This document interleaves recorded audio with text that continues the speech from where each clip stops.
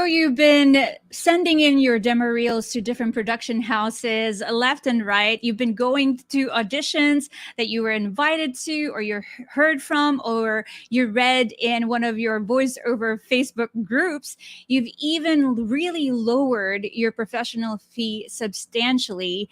And also you have promise a client, maybe a potential client, that you will do their next project for free if they hire you as a voiceover for this particular project. But no dice. You still keep getting that email or that message from your potential clients that says, "We're sorry, but we decided to go with somebody else." So, what are you going to do?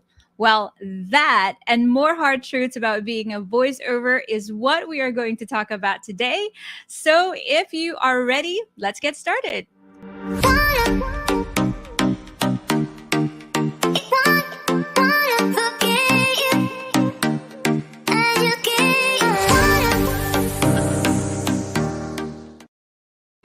Hey, what's happening? Welcome back to Speak Easy. Of course, this is a live edition. And this is where, if you are starting out as a voiceover talent, this is where we can talk about that, your career, especially if you are just starting out, because I have been a freelance voiceover talent for quite a while now. If this is the first time we're meeting, by the way, hi, my name is Anna.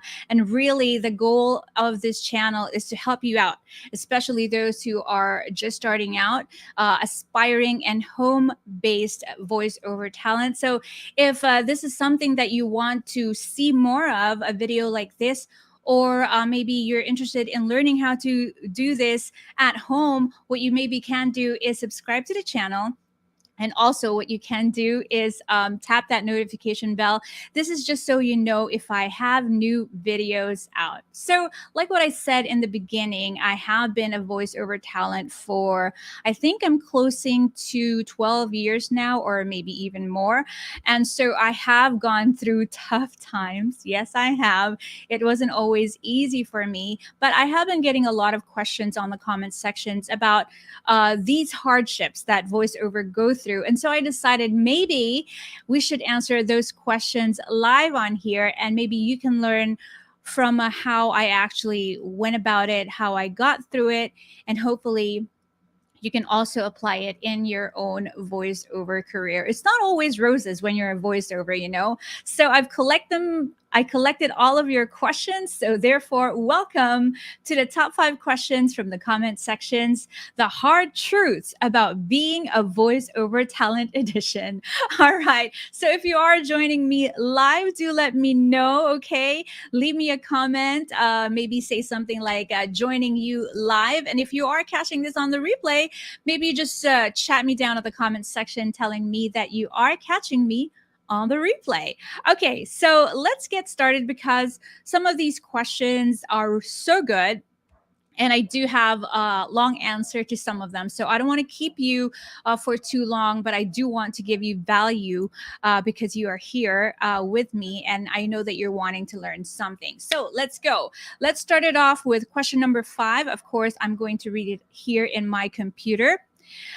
So how hard was it to get your first job is the question. Okay, so I actually stumbled upon being a voiceover talent by accident while I was doing my 9-to-5 job. So my boss had a friend who had a recording studio. And this friend said that I had a good voice and invited me to read for him in his recording studio. So reading for him, what that meant was that he wanted to see if my voice would actually register well in recording. So I went to his recording studio. I read a couple of script for him and he was happy with it. So what he did, he's such a nice guy. He did a demo reel for me. He made me a demo reel and he would submit it to his clients whenever he was bidding for a project. So that's what he did. So I wasn't really waiting for the job because I kind of put it on the back of my mind, maybe because it made me nervous thinking about it. So I kind of forgot about it. And then that call came and he said that I got a job. So I was so excited and nervous, but then it kind of opened the door for me. So this was an actually easy job. It was an easy job. It was an IVR. So that kind of opened the world of voiceover to me. And after that, I never looked back, and I am so grateful. Now, if you don't know what an IVR is, that is one of the niches or a category of voiceover work that you can look into. I don't want to get into it so much at this time, but I do have a separate video on that, and I will leave the link up here, or you can check it down at the description box below. So it will vary from person to person, I guess, how you will get your first job. Okay, it will it will depend on how many demo reels have you sent out to production houses and direct clients. It will vary, yes, on the number of auditions that you have been going to, because nobody will discover you if you don't have demo reels or you're not going to auditions. And it will also depend highly on what kind of voiceover a certain client is looking for, because of course there are categories to that. So as for me, that's how I stumbled upon my first job. I was just shocked when I got the call. So hopefully that answered your question and it was helpful in some way. Okay, so we are going down to question number 4. Let's see. What was the worst feedback you ever got? Yeah, this is a very juicy one. Okay, I'm going to be really honest with you, because I don't want you going into voiceover thinking that everybody is nice, or the clients will not say anything nice, or the client will not say anything bad to you. But what you have to understand is they are paying for this and they want the best result for their product. So the worst feedback that I ever got was I sounded boring, I sounded monotonous and dragging, and it gets real so fast. It hurts your feelings. Imposter syndrome. That is so real for me. But, the hardest part about that is still a job and it's still ongoing. So you just have to buckle up and do it and give what the client wants until they are satisfied, even if you are even if you are doing the revision with a broken heart. You just have to go through and give the client what they want. So what do you do afterwards? Well, you can cry. You can definitely cry. You can maybe wallow in self-pity just a little bit. But what you have to remember is that you shouldn't take it personally. It's never a personal attack. It's just that they're looking out for their product. Okay. So what you want to do is use it actually to maybe inspire yourself. So there are many ways you can reassess a job. And I think it's good to reassess every job that you get. So with that particular question, how do you handle a bad feedback? Well, ask yourself these questions. Do you actually agree with a comment? Listen to yourself.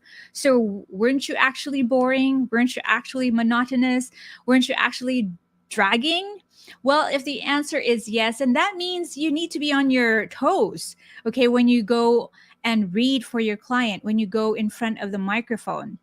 That means that they were right in telling you what they did. And so you're going to have to up your game a little bit the next time. You have to be honest with yourself, because you're not going to grow if you're not honest with yourself. The second question that you can ask yourself is, do you always get unfavorable comments? Like in all of your other projects, is it always bad comments that you get? I'm sure not, right? So you have to go back to those good comments when your past clients said that you did a wonderful job, you did exactly what they asked you to do. So you have to hold on to these things. But because you know that it's not always going to be roses for you, but then it's not always going to be that bad for you either. So hold on to the good ones and remind yourself that this is what you want to do and you have what it takes to do a good job. Another question that you can ask yourself is, do you still want to be a voiceover despite comments like this one? Because this is not going to be the last one you get a bad comment. That's for sure. So you're going to have to look into yourself and ask yourself, can I handle more comments like this one? Well, if yes, if the answer is yes, well, develop a tough skin, don't take things personally, and actually improve yourself in your weaknesses. So if you find that you go into your recording session dragging, well, then you better make sure that you hyped yourself before you even get into the microphone. You can do that by doing some mouth exercises, throat exercises. And I actually have a video on that too. So maybe you can check out the description link down below for that one as well. Now, if the answer is no, you can't handle things like this, you don't want to hear bad comments about you, well, then maybe voiceover is not something that you should be in, because it really gets personal, because it's about your voice, it's about your performance, it's about how you sound in front of the microphone. So maybe it's not the right career for you. Whew, wow, that was a real mouthful. And I hope that I was honest enough for you to learn that in like any other jobs, voiceover has its tough times as well. So we are going to move ahead to some more questions, but really I'm digging deep so I can answer them. But if you are finding value in this video, do give me a thumbs up right now. And also you might want to share this to a friend who is also an aspiring voiceover. All right, on to the next question. The hard truths about being a voiceover edition. Are you always confident, and do you still get nervous? Yes, I get nervous. Every time I get a job, I get nervous. I get butterflies in my stomach, and that little voice in your head that's saying, can you really do this? Are you really good enough? Do you really have the skill, the talent to be a voiceover? It's always, always, always there. But again, I go back to my past work and remind myself that, hey, I've been paid for a lot of gigs. A lot of my clients are happy with me. So I am a professional voiceover because I've had those gigs before. So I have to constantly remind myself that I have what it takes. This is my calling. I feel like I've been called to do this. So, you just have to tell yourself your why in when you started becoming a voiceover talent. So you just have to talk to yourself a lot. Okay. And you know what? You have to be your own cheerleader in this business, because who else is going to do that for you, right? And if you're getting butterflies and you're getting nervous, it's only because it means something to you, something that's very special to you. So obviously you want to do a good job. So what I do is when I'm nervous, when I'm anxious, or when I get like that imposter syndrome, I try to calm myself down.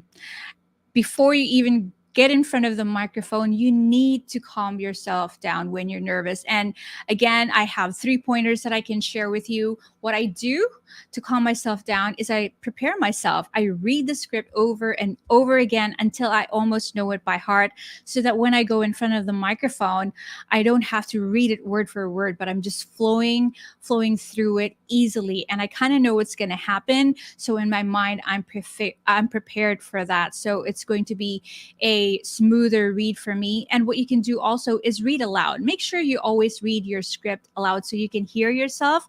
So what kind of voice do you want to read it in? And just so that you're confident that you can actually do this. Another thing that I do to calm myself down is I just tell myself that I have to make sure that my mind is not all over the place. So one thing you can do is not schedule a lot of things when you're about to record for that project. So make sure that your focus for that day until after, for that day, is just a recording for this particular project, so that you're not anxious about anything else. I mean, it's bad enough that you have butterflies about this recording, but if you have other schedules, then that's not going to help you out. So try not to schedule anything before the recording, and maybe after you can, but usually a recording tires me out. So I try not to schedule anything else on recording day. So that helps calm me down. Another thing you have to tell yourself, okay? This will be over soon. So just give it your all. So you also have to tell your brain. Now, they say that excitement and fear feels the same way to your body. It's just you have to tell your mind that you're excited. You're more excited than you are fearful. So tell yourself, I'm not nervous. I'm not nervous. I'm excited. I'm excited. So I'm going to do a good job with this. And finally, breathe. Never forget to breathe, because otherwise you're going to rush through your script and you don't want that. You're going to have to do a retake if you do that. So breathe. Make sure that you're calming yourself down. So breathe. Breathe. Okay, so there you go. That's question number 3 done and dusted. And if you're still with me, please do let me know that you're still here, or make that I'm still here down at the comment section, just so I know that I'm not all alone here. And let me know if you are learning anything so far. Okay, so let's move on to the question number 2. So, what do you do when you're feeling unmotivated to do voiceover? All right, well, unmotivated, well, you have to ask yourself this question: why do you feel unmotivated?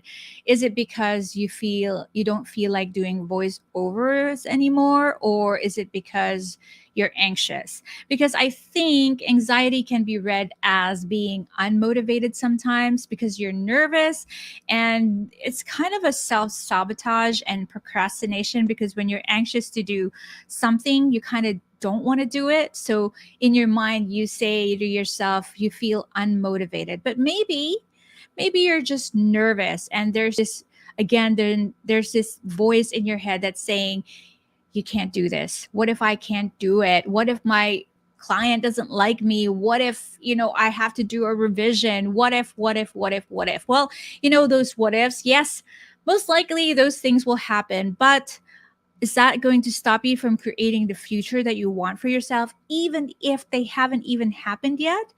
Again, you have to make sure that you have tough skin when you want to be a voiceover talent. On the other hand, if you are unmotivated because you are not happy with what you're doing anymore, well, then you have to have a long and honest talk with yourself, because nobody wants to do something that they don't want to do, right?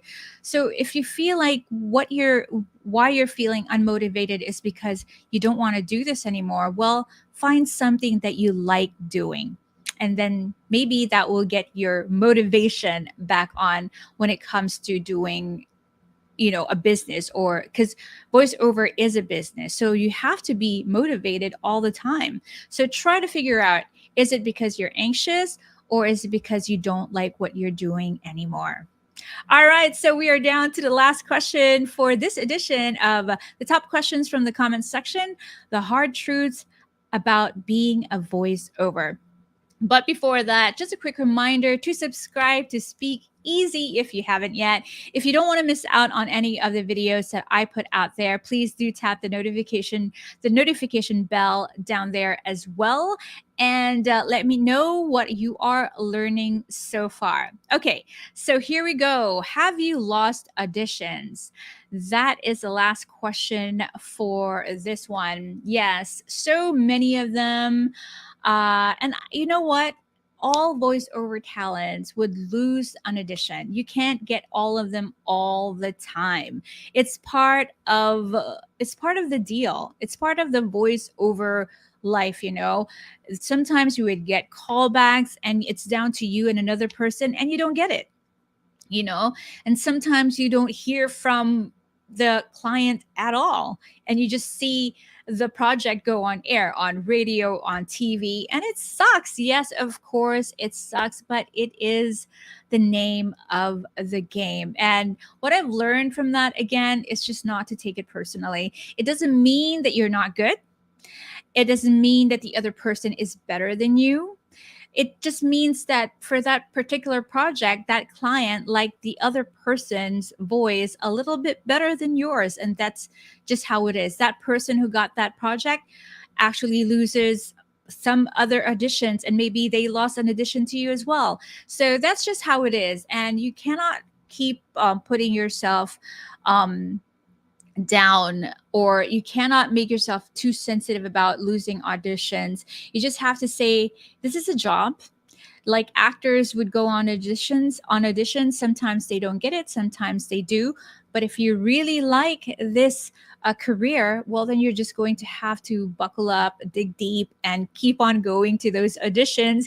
Keep on sending your demo reels out there, and someday those projects that suits your voice, or the clients that will like you, will find you. You just don't give up. Never, ever, ever give up. You can also try different platforms, like maybe online. There's Fiverr, where you can sell your voice. I have a video on that. So if you are interested in selling your voice online, you can check out Fiverr and click the video that I have on there. That will help you get started right away. I also have it down at the description box. And that's it. That's what I have for today. What do you think about having live sessions like this one? Do you think it will work for you? Do you like it? Let me know. And maybe I'll get some questions from you guys when we do another live session. But do let me know if this is something that you want to see more of. And with that, I thank you for your wonderful questions. That really makes my life so much easier when it comes to coming up with topic about becoming a voiceover. So keep them coming, all right? Down at the comment box, or the comment section down below. You can also get in touch with me through my Instagram. And also, yeah, let me flash that on there so that you can give me a shout out if you are on Instagram or maybe Facebook. Let me know if I can help you with anything else. I'll be more than happy to do that, of course. And also follow me on Instagram and Facebook as well. All right. So this has been fun. Doing live is fun. It is nerve wracking. And I'm sorry if I stumbled up a couple of times, but I'll get better and better, I guess. So with that, I'll wish you all a fantastic day, and I'll see you in my next video. Cheers.